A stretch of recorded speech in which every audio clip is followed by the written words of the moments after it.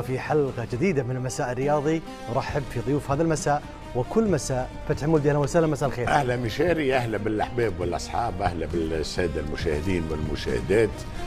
ريت الصور والأهداف والأجواء نحبوها كل 4 سنين بجد. معناها أنا خليها تفديك الحقيقة، وربما تطلع معناها نتجاوزها. على كل بدأ العد في التنازل والضغط في الارتفاع. لأنه 24 ساعة الوجوه بدأت يلي تحمار يلي تصفار يلي تبياض، وعندي نعرف البعض عايش معاهم ونعرف امورهم. عايش معاهم. عايش معاهم ولا عايش معاهم. وفما حتى اللي بدا يعمل في التسخينات. على كل 160 مليون عربي يستناو. احنا عندنا كلمه في تونس نقولوها، نقولوا غدوه لقيت هذايا، كل يد باش تاخذ اختها. ان شاء الله مصر والمغرب اليد في اليد للنهائي، يدا بيد باذن الله لمنتخباتنا العربيه. حسام الدين احمد، اهلا وسهلا، مساء الخير. اهلا وسهلا، مساء الخير والنور والسعاده لكل المتابعين والمشاهدين، وان شاء الله سنشاهد نهائي عربي في يوم الاحد القادم ان شاء الله. ان شاء الله. مواجهات كبيره ومربع نصف ناري في نصف النهائي. كبير كما طبعا، لكن القوه للعرب ان شاء الله. بدر الدين الادريسي، اهلا وسهلا، مساء الخير. مرحبا بك زميلي مشاري، مرحبا بزملائي واحبائي، مرحبا بكل مشاهدي ومشاهدات الكرام. على بعد 24 ساعه نقف على هضبه الحلم، نتشوق وايضا نتطلع ان شاء الله الى الاخبار الجميله والاخبار السعيده التي ستاتينا تباعا من مدينه طنجه الى الرباط، من البوغاز حيث ينتظر أن يفك منتخب مصر كل الألغاز، وأيضا من الرباط حيث سيرابط أسود الأطلس من أجل تحقيق الحلم الكبير، حلم الوصول إلى النهائي لتكتمل الصورة ويكتمل المشهد الجميل، ونطمئن على أن منتخبين عربيين إن شاء الله سيكونان طرفين لنهائي الأحلام. خليك موجود أنت الفار، انت الفار، بس بعد ما نرحب في صابر نرجع لك. صابر غراوي، اهلا وسهلا، مساء الخير. اهلا بك يا مشاري، تحياتي ليك وللاصدقاء الاعزاء وكل مشاهدينك الكرام. ان شاء الله بكره زي دلوقتي بالظبط هنكون قبضنا على اولى بطاقات التاهل للمباراه النهائيه، وهنكون بنستعد ان شاء الله في نفس التوقيت ايضا للقبض على البطاقه الثانيه. مباراتين كبيرتين بالطبع، ولكن الحلم العربي أكبر، هدف كبير جدا. إن شاء الله بكرة نحتفل سويا بتأهل المنتخبين العربيين، وبعدها سيكون لكل حادث حديث. إنما الحلم الأهم في هذا التوقيت إنه إن شاء الله يكون نهائي عربي خالص ما بين مصر والمغرب. إن شاء الله يكون الحلم العربي في تأهل مصر والمغرب. لكن بعد الكلمة الترحيبية لبدر وصابر، من المتردد؟ من الخائف؟ من أنت الفار، أنت الحكم يا فتحي. ودي شو وحدهم. أعترف. من اللي حسيت يا فتحي؟ لا اللي حسيته الحقيقة صابر أكثر. أعترف. صابر أكثر، لأنه صابر حساس. بدر قوي، بدر عنده بدر، ولو أنه للأمانة أنا ياسر متفائلين. خلينا يكون تفائلنا معناها حذر نسبيا، لأنه حسام حسمها. قال لك يوم الأحد النهائي العربي إن شاء الله. بدر يحكي على الحلم بطبيعة الحال. صابر التاريخ الحاضر الماضي، التاريخ والحاضر، وعنده الحق الحقيقة، معناها للأمانة عنده الحق. ولكن بطبيعة الحال احنا ماذا بينا بين الحلم والواقع والحقيقة؟ نتمنى غدوة في الميدان العرب يحققون حلمنا يا رب. ما بين الحلم والواقع أقل من 24 ساعة، وماذا يتمنى الجميع؟ نتمنى إن شاء الله بعد هذه الاستضافة المميزة هناك بالمغرب، نجحت وتفوقت وأبدعت المغرب. ماذا توقعت أوبتا؟ نتابع معكم من خلال هذا التقرير في دور نصف نهائي ناري في هذه النسخة. نتابع. أوبتا كانت واضحة من خلال الترشيحات والتوقعات. بالنسبة لك بدر، بعد هذه التوقعات المغرب أولا ثم السنغال، نيجيريا ومصر، ماذا يعني؟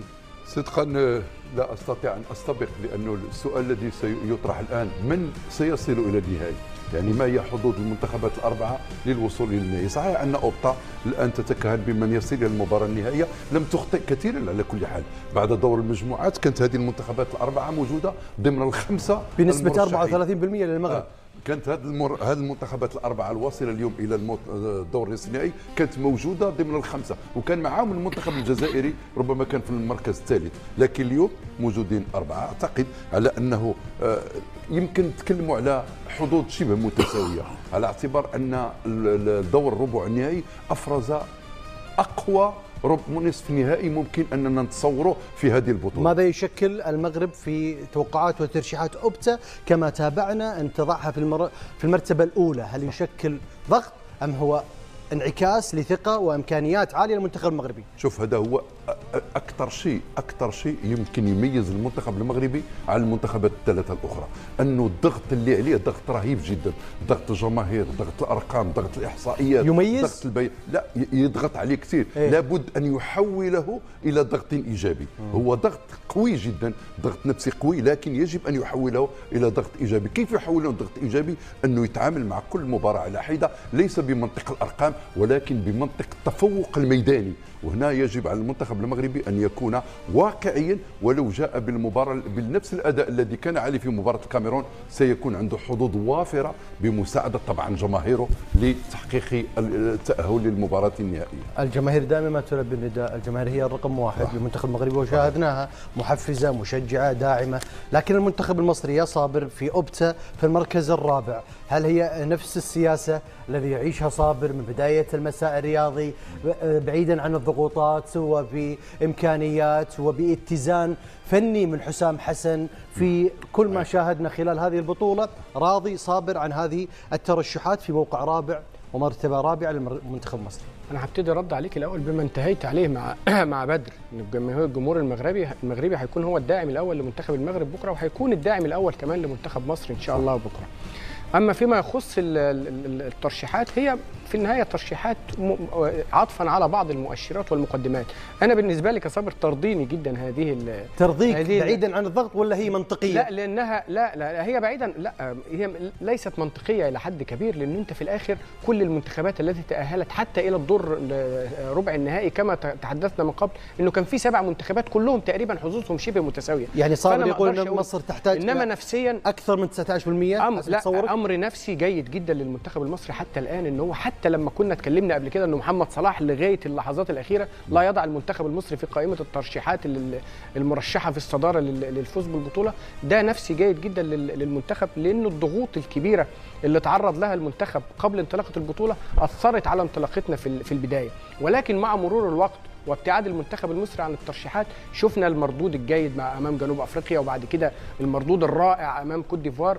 فالابتعاد عن الضغوط انا في رايي الشخصي عامل ايجابي جدا، فشكرا اوبتا وشكرا لاي حد ما يرشحش مصر في هذا التوقيت. وماذا سيشكل خصوصا المنتخب المصري كان بعيد من الترشيحات على امكانيات، لكن ولد داخل واثناء البطوله ومن رحم البطوله كما ذكر فتحي، واليوم نعيش نسخة مصرية عودتنا دائما ما تكون داخل البطولة قوية متينة صعبة متمسكة بالإرث التاريخي وماضي وكذلك حاضر، ولما لا أن تذهب بعيدا وتصل غدا، وهذا ما نتمنى. لو رجعنا بالذاكرة لمعظم البطولات اللي توجت فيها مصر بلقب بطولة أفريقيا لم تكن هي المرشح الأول لا في بداية البطولة ولا أثناء البطولة، ولكن المنتخب المصري بيعرف يتعامل بشكل جيد جدا مع الأدوار الإقصائية، وبالتالي أنا شايف إنه التسلسل اللي حصل في المباريات قد يكون مفيد بإذن الله للمنتخب المصري، والتعامل الهادئ جدا من الجهاز الفني ومن اللاعبين وحتى من اتحاد الكرة مع الفريق، كل دي مؤشرات تدعو. وانت اليوم هادي بعد يعني صابر يعني هو انا قبل كده في اليومين اللي فاتوا كنت يعني فرحان جدا بتخطي عقبة كوت ديفوار. دلوقتي زي ما قال لك فتحي القلوب بدأت التوتر يزيد والتوتر كل لا لازم القلق بيزيد مع الوقت. فتحي من اين تبدا في اول شيء؟ تتفق مع اوبتا في ترشيحاتها؟ اوبتا يعمل لغه الارقام، وانا انتظر حقيقه الاقدام، لانه الارقام في واجهه والحقيقه حقيقه الميدان في واجهه اخرى. اول ملاحظه نلاحظها قبل الربع نهائي مصر كانت في المرتبه الثالثه. عندما قامت مصر وعملت احسن مقابله لها اللي هي بطبيعة الحال ضد الكوت ديفوار صاحب اللقب، تقدم واخرت للمرتبه الرابعه، محليها اوبتا معناها بارك الله عليها اوبتا، ناس تربح توخر تخسر تقدم اوبتا باهي. بدر متخوف من الضغط، ولكن انا نقول له بدر سامحني، هذه فرصه تاريخيه للمغرب. انا اكدت في فرصه سابقه وانه اللاعب رقم واحد في المغرب هو جمهوره. الضغط اللي يعمله الجمهور على المنافس ضغط رهيب. اذا بالعكس، وانت قلتها زاده باش ما نحرفش كلامك، قلت ماذا بيا ان يكون الضغط هذا ما نجم يكون كان ايجابي. ما نجم يكون بلاد كامله ورا فريق. احنا عشنا 2004 كيف تونس بلد كامل ورا فريق، معناها اللاعب حتى ما عندكش المدرب لهنا مهمته اسهل مهمه هي المدرب الرقراقي، اصعب من مدرب من مهمه 3 مدربين اخرين، لانه الرقراقي لا يستحق ولا ما ينجم ما يشجعش الملاعبيه نتاعو او يحفز الوضع محفوظين خالصين محفوظ. عندك 40 مليون وراك، عندك شعب كامل، عندك بس لمسنا تردد في بدر في مساله انه قد يكون الضغط سلبي. طبعا عادي جدا. هي بدر كما قلت لك، بدر وصابر انا عايش معاهم، معناها نعرف بطبيعه الحال. معناها فما حذر كبير، لانه هذه مقابله ماكش تلعب ضد منافسين من الدرجه الثانيه. ايهما اكثر ضغط، على صابر ممثلا لمنتخب مصر ام على بدر مع منتخب المغرب؟ نجاوبك بكل صراحه، الضغط القوي هو على صابر، رغم اللي صابر مصر عنده مقابله اسهل من المغرب قياسا بين السنغال ونيجيريا. اللي ريناه الان نيجيريا اقوى من السنغال، ولكن الضغط اللي على صابر مهبول على مصر، معناها يعشق كل محب، معناها في ثوب المحب العاشق اللي لابس البدله نتاع الفريق المصري، ونحيي فيك. وانا نفس الشيء، ونفس الشعور، وبدر نفس الشعور. بقى الاحاسيس تختلف من شخص لاخر. صابر الان عايش المقابله، وانا ناكد لك صابر غدا مهما تكون النتيجه، اذا كان في الدقائق الاخيره حاسمه تلقاه في البهو نتاع وانا شخصيا احترت معك يا فتحي، صراحه احترت معك.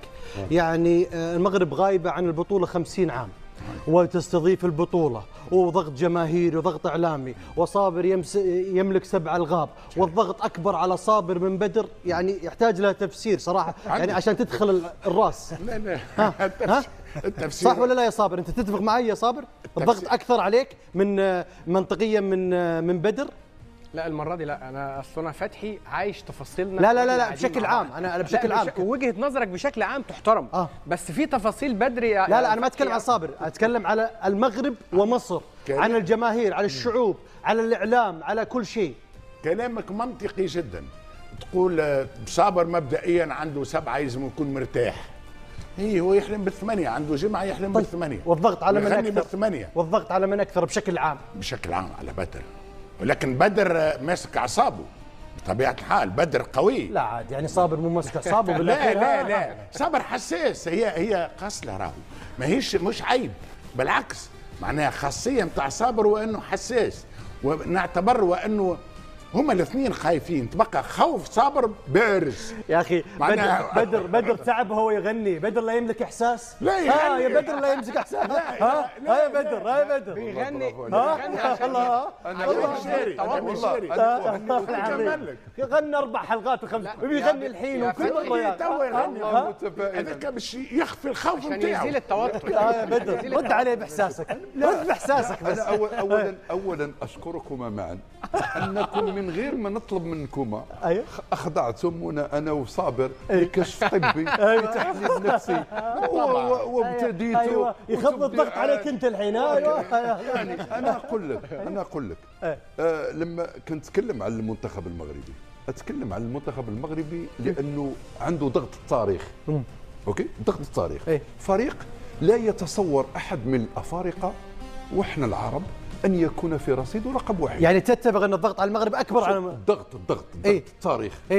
ضغط أنك مستقبل لبطولة وانت تلعب على ارضك وامام جماهيرك، ويجب ان تفوز بها، يجب ان تفوز بها، بمعنى في ضروره فرضها عليك. ثم ايضا الضغط انك تملك واحد من افضل المنتخبات الافريقيه، بحيث لا يبدو هناك اي عذر لعدم الخصها لك يا تتويجك مشارف ولكن لا بس فتحي يقول حسام تكلم. يقول أنك خائف جدا ولكن تخفى في قلبك. من حسام؟ من انا خائف واخفي في قلبي. حسام من خائف اكثر، بدر ام صابر؟ من خائف اكثر؟ قال قرفاتي شيء مهم، قال أن